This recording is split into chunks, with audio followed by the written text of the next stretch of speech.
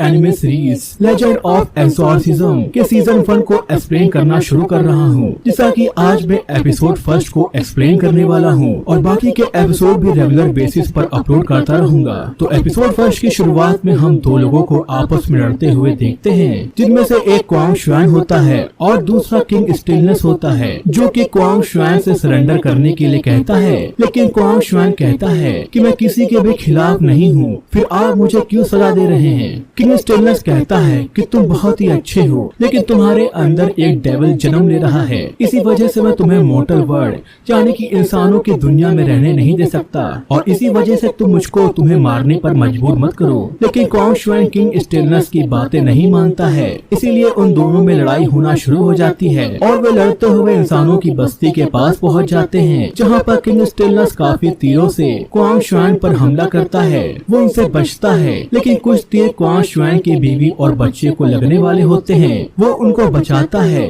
लेकिन एक तीर क्वांग शुआन को लग जाता है, जिसके बाद किंग स्टिलनेस क्वांग शुआन को मार डालता है और ये सब उसका बेटा अपनी आंखों से देख रहा होता है। अब कहानी यहाँ से 12 साल आगे बढ़ती है, जहाँ पर एक आदमी घोड़े पर सवार होकर एक पेड़ के पास जाता है। वो अपने हाथ से वहाँ एक सर्कल बनाता है, जिसके बाद उस पेड़ में कुछ मैजिक होने लगता है और वो इंसान एक लेटर को झील में डालता है, जिसके बाद उस झील की मछलियाँ उस लेटर को डीमंस वर्ल्ड में पहुँचा देती है और फिर एक हंस उस लेटर को किंगडम तक ले जाता है, जहाँ पर लेडी सर्वेंट उस लेटर को किंग शिंग शोंग को दे देती हैं, जो कि याओजिन पैलेस के 3 किंग्स में से एक किंग है। अब हम जियाओ जिलोंग नाम के एक कार्प डीमन को देखते हैं, जो कि वहाँ के प्रिंस होंगजुन के पास जाता है। होंगजुन वहाँ पर अपने पिता के लिए दवाई बना रहा था, क्योंकि उनके मुंह से आग निकलती है, यानी कि फायर टॉक्सिन्स, और वो उसका क्योर करना चाहता था। उसके पिता चोंगमिंग याओजिन पैलेस के हेड लॉर्ड होते हैं। अब होंगजिन उनको वो मैजिकल दवाई देता है,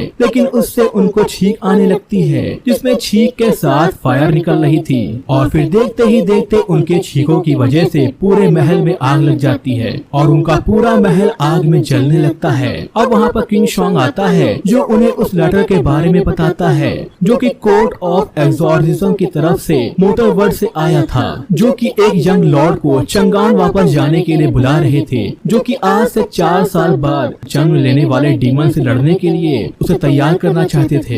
लेकिन चोंगमिंग कहता है कि अभी होंगजुन इसके लिए तैयार नहीं है। किंग शुआन कहता है कि डीमन की तादाद काफी बढ़ रही है और वो काफी ताकतवर होते जा रहे हैं, इसलिए हमें इसके लिए पहले से ही तैयार रहना होगा। तब चोंगमिंग को गुस्सा आ जाता है और वो कहता है कि मत भूलो कि हम भी डीमंस हैं। तब हमें पता चलता है कि आज से 200 साल पहले वे ब्लैक ड्रैगन से बुरी तरह से हार गए थे, लेकिन जब वो मोर्टल वर्ल्ड में गए तो उन्होंने वहाँ पे उसको हरा दिया था और होली डीमन फिर से जन्म लेकर बाकी डीमंस को लीड करके मोर्टल वर्ल्ड में भारी तबाही मचा देगा, इसलिए हमें उसे रोकना होगा। चोंगमिंग कहता है कि मत भूलो उन्होंने हमारे भाई के साथ क्या किया था। तब हमें पता चलता है कि क्वांग शुआन, जिसको कि हमने एपिसोड की शुरुआत में देखा था, वो उनका तीसरा भाई था और होंगजुन उसी का बेटा है। उसकी माँ इंसान थी, इसीलिए वो आधा इंसान और आधा डीमन है और उसके पिता क्वांग शुआन आधे गॉड और आधे डीमन थे। इसीलिए होंगजुन में डिवाइन रेनबो लाइट है, जिसकी वजह से उसके पास ब्लैक ड्रैगन को बाहर निकालने की ताकत है, जिसकी मदद से वो फिर से जन्म लेने वाले ड्रैगन को मार सकता है।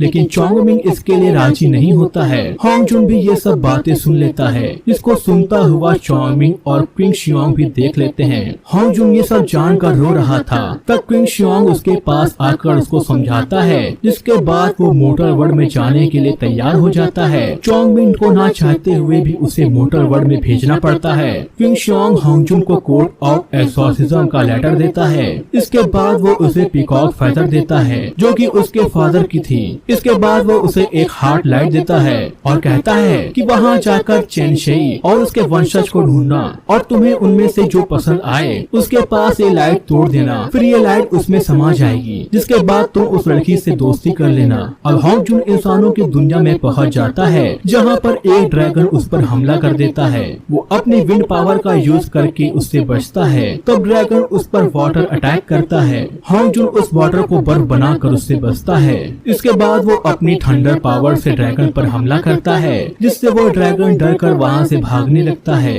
होंग जुन उसका पीछा करता है। वो ड्रैगन एक कैसल के ऊपर से भागता है। होंग जुन भी अपनी रस्से की मदद से उस कैसल को पार करता है। ये सब देखकर कैसल के सिपाही काफी चौंक जाते हैं और इसी के साथ ये एपिसोड यहीं पर खत्म हो जाता है। अब एपिसोड 2 में हमें पता